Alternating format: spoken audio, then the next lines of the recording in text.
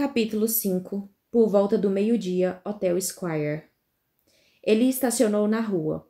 Não confiava em garagens de hotel, desde um incidente com um I.O. que causara tremores de terra 3 anos antes.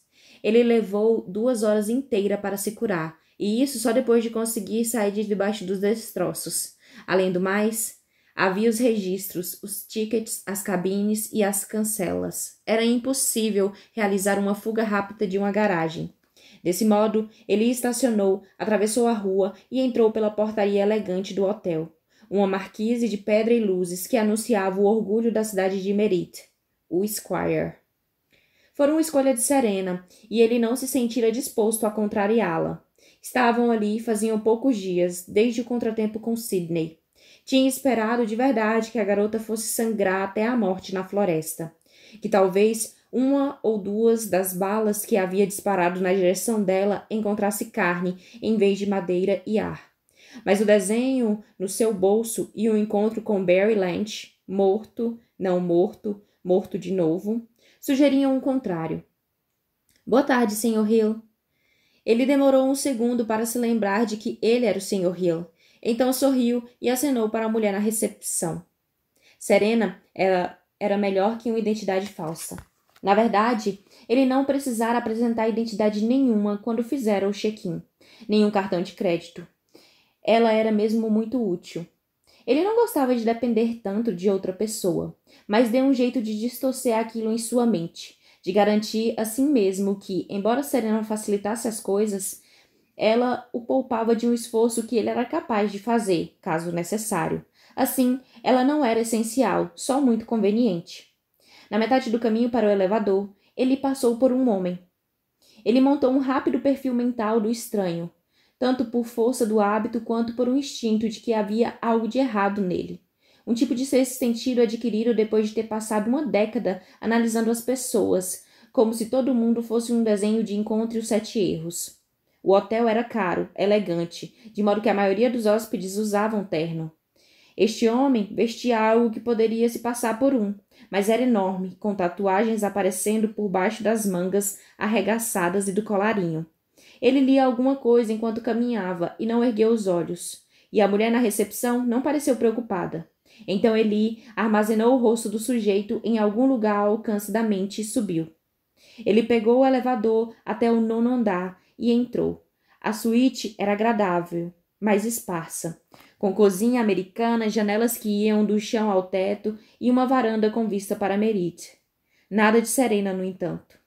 Eli jogou a bolsa no sofá e se sentou à mesa no canto, na qual havia um laptop em cima do jornal do dia. Ele ligou o aparelho e, enquanto o banco de dados da polícia era carregado, tirou o desenho dobrado do bolso e o colocou sobre a mesa, alisando as margens. O banco de dados emitiu um leve assobio e ele acessou pela vulnerabilidade que o policial Dane e o detetive Stell haviam instalado para ele. Em seguida, pesquisou nas pastas até encontrar o arquivo que estava procurando. Beth Kirk. O encarava fixamente, os olhos azuis emoldurando o rosto. Ele olhou para ela por um momento e então arrastou o perfil para a lixeira.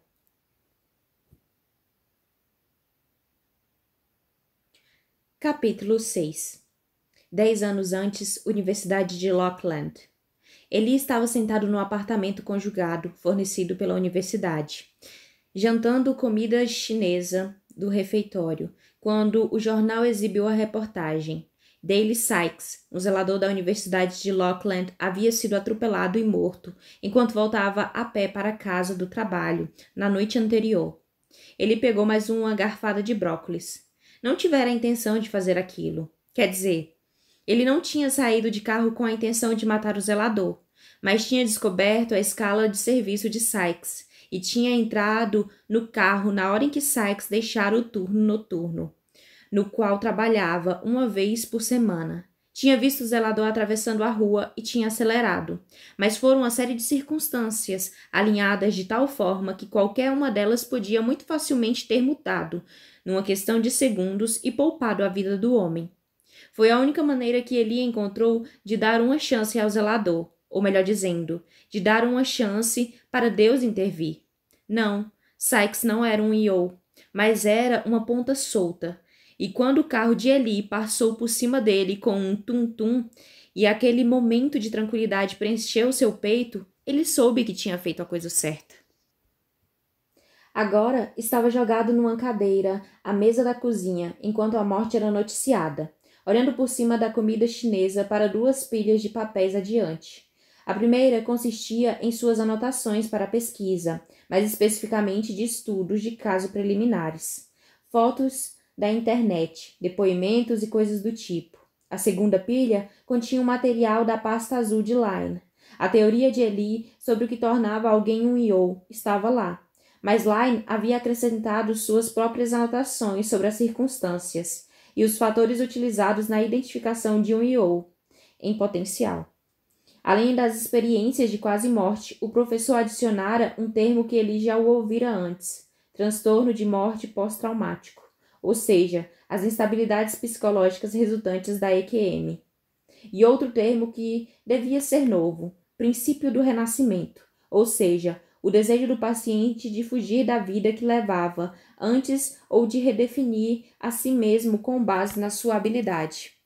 Ele torceu o nariz para o segundo. Não gostou de se reconhecer naquelas anotações, embora tivesse um bom motivo para lê-las, porque ao passar por cima de dele com o carro, ele sentiu a mesma coisa de quando tentou acabar com a vida de Victor.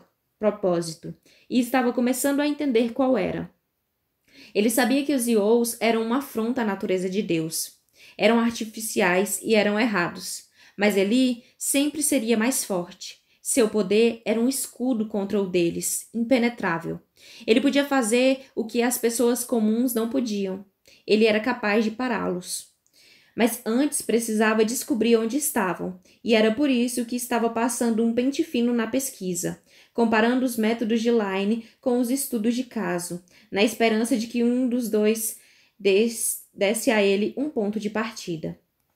Victor sempre fora melhor com esse tipo de quebra-cabeça. Ele era capaz de dar uma olhada rápida e ver as conexões, não importa quão tênues fossem. No entanto, ele insistiu, vasculhou os arquivos enquanto o jornal passava, terminou e recomeçou, e por fim encontrou uma pista. De uma matéria de jornal que ele havia guardado por capricho. A família de um homem fora morta num acidente horrível, todos esmagados. Isso havia ocorrido poucos meses depois de o próprio sujeito quase ter morrido no desabamento de um prédio. Apenas o primeiro nome dele, Wallace, era informado, e o jornal, que vinha de uma cidade a cerca de 1 hora de distância, o chamava de morador da região. Ele olhou fixamente para o nome por vários minutos antes de localizar uma captura de tela de um fórum da internet. Um desses sites em que quase 100% dos participantes são oportunistas, em busca de um pouco de atenção. Entretanto, Eli fora meticuloso e imprimira a página de qualquer jeito.